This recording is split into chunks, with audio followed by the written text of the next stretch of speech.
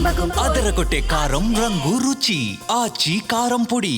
పవన్ కళ్యాణ్ ఉత్తరాంధ్ర మీద మనసు పారేసుకున్నట్లు కనిపిస్తూ ఉన్నారు. జనసేన పార్టీ అధినేతగా ఎన్నికల్లో గెలవక ముందు, ఎన్నికల్లో గెలిచాక డిప్యూటీ సీఎం హోదాలో ఆయన పిఠాపురం నియోజకవర్గం తర్వాత ఎక్కువగా ఉత్తరాంధ్రలోనే పర్యటనలు చేపడుతూ ఉన్నారు. పవన్ కళ్యాణ్ పర్యటనలతోనే సరిపెట్టలేదు. సొంత అన్న నాగబాబును ఉత్తరాంధ్ర ఇన్ఛార్జ్గా నియమించారు. ఉత్తరాంధ్ర ఏజెన్సీ ప్రాంతాల్లో రోడ్లు, తాగునీరు సమస్యలను తెర మీదకు తీసుకొచ్చి పరిష్కరిస్తున్నారు. లా అండ్ ఆర్డర్ నుండి శాఖ ఏదైనా, సమస్య ఏదైనా ఇన్వాల్వ్ అయి తన మార్క్ చూపిస్తున్నారు. పవన్ కళ్యాణ్ ఉత్తరాంధ్ర మీద ఫోకస్ చేయడానికి అసలు కారణమేంటి? తన శాఖలకు సంబంధం లేని అంశాలు ఫోకస్ చేస్తూ రాజకీయ నాయకుల్లో అలజడి సృష్టించడం వెనుక ఉన్న ఆంతర్యం ఏంటి? ఉత్తరాంధ్రలో జనసేన పార్టీని గోదావరి జిల్లాల స్థాయిలో బలపరచడానికి పవన్ ప్లాన్ చేస్తున్నారా?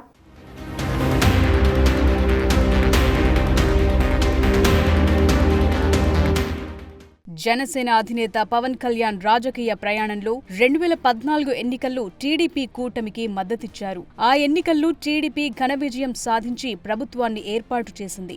మధ్యలోనే టీడీపీ కూటమికి రామ్ చెప్పిన పవన్ కళ్యాణ్ 2019 ఎన్నికల్లో సింగిల్ గా పోటీ చేయడానికి నిర్ణయించుకుని ఉత్తరాంధ్రను ఎంచుకున్నారు. విశాఖ జిల్లా గాజువాక నుంచి బరిలోకి దిగిన పవన్ కళ్యాణ్ ఓటమి చెందినా కూడా ఎక్కడా నిరుత్సాహపడకుండా పడిలేచిన కెరటన్లా మళ్లీ తన పవరేంటో చూపించాలని విశాఖ కేంద్రంగానే భారీ ర్యాలీ చేపట్టి జనసేన పార్టీ కార్యకర్తల్లో ఉత్సాహంతో పాటు నమ్మకాన్ని నింపారు.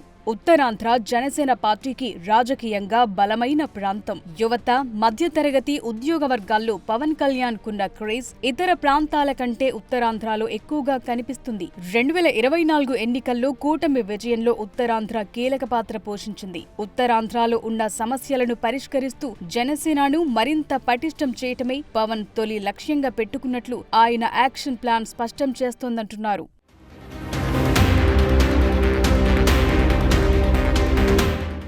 ముఖ్యంగా పవన్ కళ్యాణ్ రాజకీయంగా చేస్తోన్న ఆలోచనలు చూస్తే కూటమి ప్రభుత్వంలో భాగస్వామి అయినా పార్టీ పరంగా రానున్న 3 ఏళ్లలో ఉత్తరాంధ్రను బలోపేతం చేసి 2029 ఎన్నికల్లో సీట్ల కోటా పెంచే ఆలోచన ఉత్తరాంధ్ర నుంచి మొదలు పెడుతున్నట్లు అర్థమవుతుంది. జనసేన పార్టీకి ఉభయ గోదావరి జిల్లాలు కొండంత బలం. ముఖ్యంగా కాపు సామాజిక వర్గం బలంగా ఉన్న ప్రాంతం కావటంతో పవన్ కళ్యాణ్ కు ఉభయ గోదావరి జిల్లాల్లో రాజకీయంగా ఎలాంటి డోకా లేదు అనేది స్పష్టంగా అర్థమవుతోంది. ముఖ్యంగా 2024 ఎన్నికల్లో ఉమ్మడి పశ్చిమ గోదావరి జిల్లా నుంచి 6 ఎమ్మెల్యేలను, ఉమ్మడి తూర్పు గోదావరి జిల్లా నుంచి 5 ఎమ్మెల్యేలు గెలిచి 2 జిల్లాల్లో కలిపి పోటీ చేసిన 11 ఎమ్మెల్యే సీట్లను కైవసం చేసుకున్నారు జనసేనాని.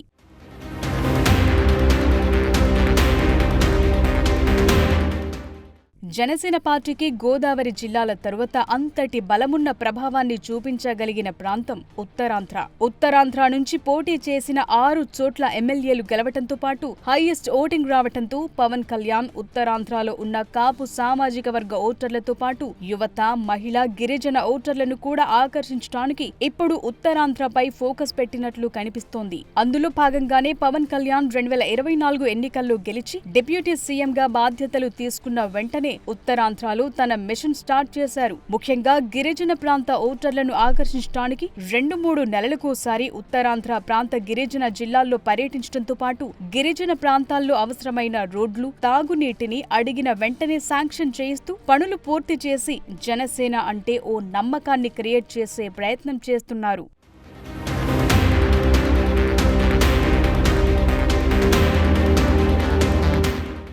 దీంతో పాటు పవన్ కళ్యాణ్ తన అన్న నాగబాబుకు ఎమ్మెల్సీ పదవి ఇవ్వటమే కాకుండా అత్యంత కీలకమైన ఉత్తరాంధ్రకు ఆయన్ను పార్టీ ఇన్ఛార్జుగా చేయటంతో జనసేన పార్టీ ఉత్తరాంధ్రకు పవన్ కళ్యాణ్ కుటుంబం నుండి ఎంత ప్రాధాన్యత ఇస్తుందో అర్థమవుతోంది. ఎమ్మెల్సీ నాగబాబు కూడా ఉత్తరాంధ్రలోని అనేక ప్రాంతాల్లో పర్యటనలు చేయటంతో పాటు ఉత్తరాంధ్రకు కీలకమైన నాయకులుగా వ్యవహరిస్తోన్న జనసేన పార్టీ క్యాడర్తో సమావేశాలు నిర్వహించి పార్టీని మరింత బలోపేతం చేసే ప్రయత్నాలు చేస్తున్నారు. దీన్ని బట్టి చూస్తే రానున్న ఎన్నికల్లో ఉభయ గోదావరి జిల్లాల తరువాత ఎక్కువ సీట్లు పవన్ కళ్యాణ్ ఉత్తరాంధ్ర నుండి తీసుకునే అవకాశముందని రాజకీయ విశ్లేషకులు చెప్తున్నారు.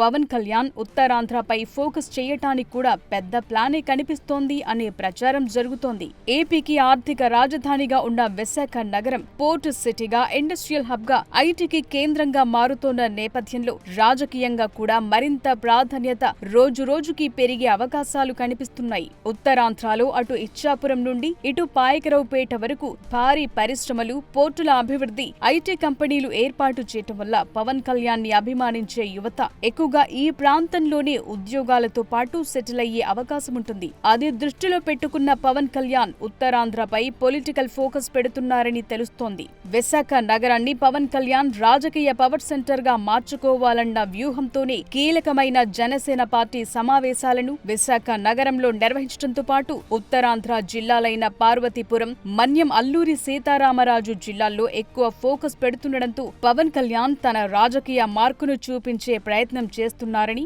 రాజకీయ విశ్లేషకులు అంటున్నారు.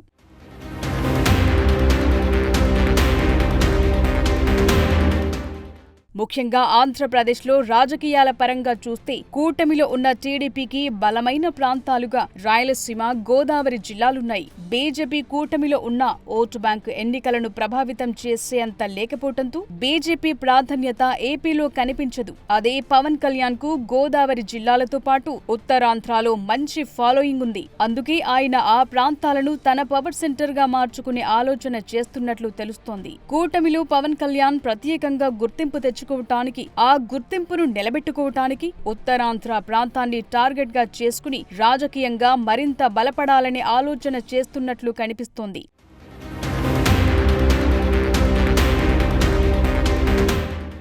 దానికి తోడు గత ఎన్నికల్లో 34 అసెంబ్లీ స్థానాలు ఉన్న ఉత్తరాంధ్రలో వైసీపీ కేవలం 2 స్థానాలను మాత్రమే గెలుచుకుంది. ఉత్తరాంధ్రలో వైసీపీ పాలనపై అసంతృప్తి చెందిన ప్రజలు కూటమిని గెలిపించారు కాబట్టి అధికారంలో ఉన్న మరో 3 ఏళ్లలో ఉత్తరాంధ్ర జిల్లాల్లో పాగా వేస్తే 2029 ఎన్నికలకు సిద్ధం కావచ్చు అని జనసేనాని ఆలోచన చేస్తున్నట్లు తెలుస్తోంది. అందులో భాగంగానే ఉత్తరాంధ్రకు జనసేన పార్టీ అధిక ప్రాధాన్యత ఇస్తుందట.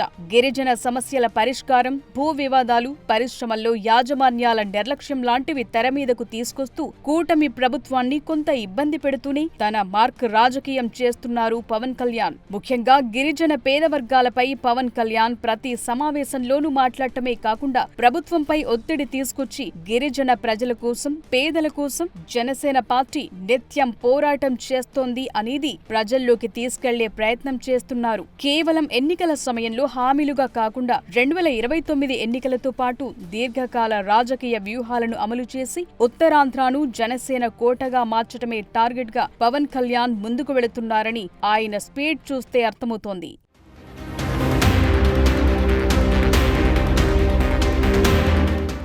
కూటమిలో అధికార భాగస్వామిగా ఉన్న పవన్ కళ్యాణ్ ఉత్తరాంధ్ర సమస్యలను, అక్కడ చోటు చేసుకుంటున్న రాజకీయ పరిణామాలను స్వయంగా సీఎం సమక్షంలోనూ ప్రజా వేదికలపైన ప్రస్తావించడంతో కూటమి నాయకులకు కూడా మింగుడు పడటం లేదట. ముఖ్యంగా కలెక్టర్ల సమావేశంలో డిప్యూటీ సీఎం పవన్ కళ్యాణ్ ఉత్తరాంధ్రలో భూ కబ్జాలు, ల్యాండ్ సెటిల్మెంట్లు ఎక్కువగా జరుగుతున్నాయని, అధికార పార్టీకి చెందిన అనేక మంది ఈ ల్యాండ్ సెటిల్మెంట్లు, భూ కబ్జాల్లో భాగస్వాములవుతున్నారని సీఎం సమక్షంలోనే వ్యాఖ్యలు చేయటం పెద్ద రాజకీయ దుమారమే రేపింది. ముఖ్యంగా పవన్ కళ్యాణ్ ఉమ్మడి విశాఖ జిల్లాకు ఉన్న ఏకైక మంత్రి, హోం మినిస్టర్ వంగలపూడి అనితను టార్గెట్ గా చేస్తుండటం చర్చకు దారితీస్తోంది. శాంతి భద్రతల విషయంలో ముఖ్యంగా భూ కబ్జాలు, ల్యాండ్ సెటిల్మెంట్లు ఉత్తరాంధ్రలో ఎక్కువగా జరుగుతుండటంతో వాటిని కంట్రోల్ చేయలేక పోలీస్ వ్యవస్థ కూడా చేతులెత్తేస్తోందన్న ధోరణితో పవన్ కళ్యాణ్ వ్యాఖ్యలు చేయటం హోంమంత్రిని కార్నర్ చేయటానికి అన్న అభిప్రాయం వ్యక్తమవుతోంది.